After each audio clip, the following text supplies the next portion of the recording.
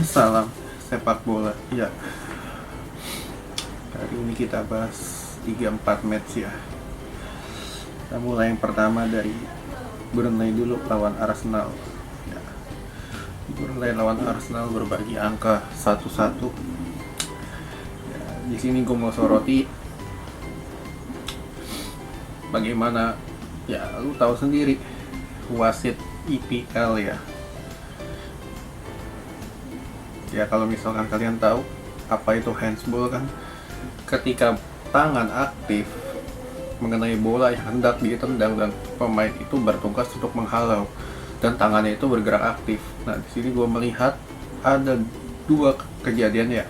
Kalau yang terakhir 50-50 oke, karena dia mengenai siku kan. Nah yang pertama ini gue mau lihat bagaimana wasit tidak ikut mengecek, karena fungsi wasit di sini adalah kalau misalkan terjadi dari ruang VAR itu instruksi untuk mengecek ke pinggir lapangan apakah itu layak dapat penalti atau enggak, itu merupakan keputusan wasit. Dan di sini gue melihat bahwa wasit ya terutama di IPL ini benar-benar kacau. Karena apa? Yang pertama, contoh gampangnya di sini cukup banyak keputusan kontroversial yang lahir dan gue mulai memprediksi apa gunanya VAR. Karena kalau untuk VAR, lu gunanya VAR untuk apa sih? Ya untuk membuat jalannya pertandingan ini meminimalisir terjadinya kontroversi. Nah lalu di sini gue nggak melihat itu dilakukan. Ya terbukti juga di sini penalti nggak diberikan juga. Dan ya udah, hasil 1-1 ini ya pertama dari putusan VAR, yang kedua juga dari sirkulasi bola Arsenal yang melambat menurun dibanding match-match sebelumnya.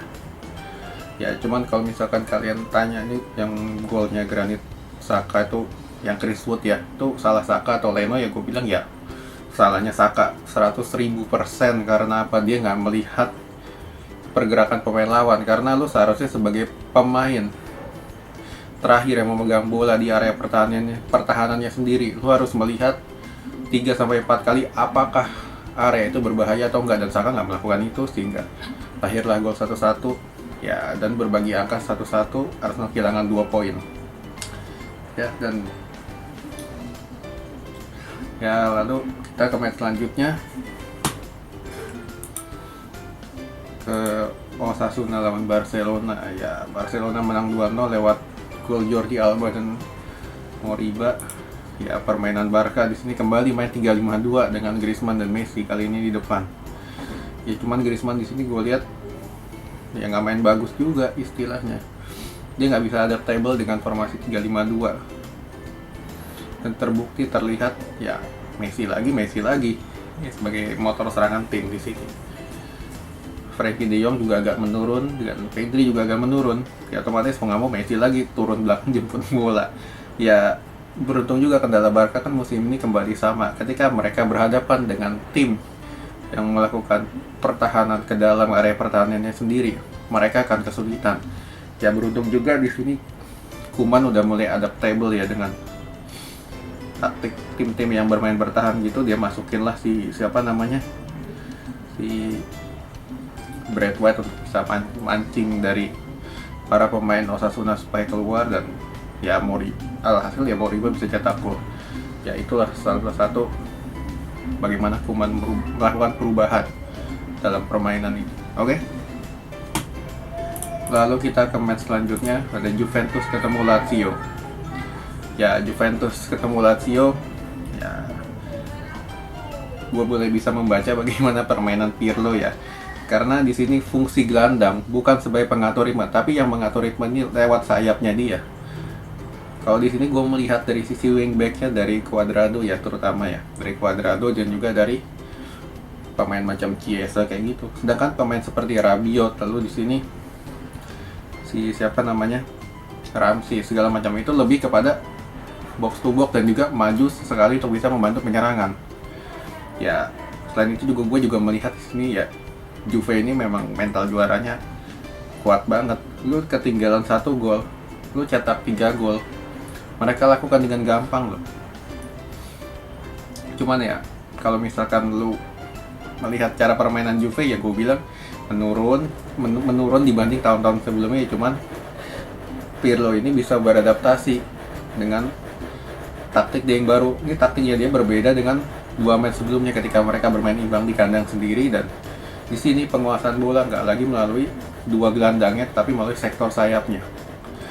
Oke, lalu kita ke match selanjutnya. Ya, ini yang seru nih. Ada Bayern Munchen lawan Dortmund. Ya, Munchen sempat dikejutkan dengan 2 gol cepat dari Dortmund ya, lewat golnya si Haaland.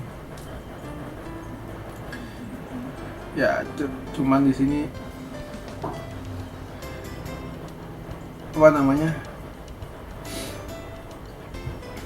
Gue mau melihat bagaimana siapa namanya Munchen ini nggak terburu-buru dalam melakukan penyerangan.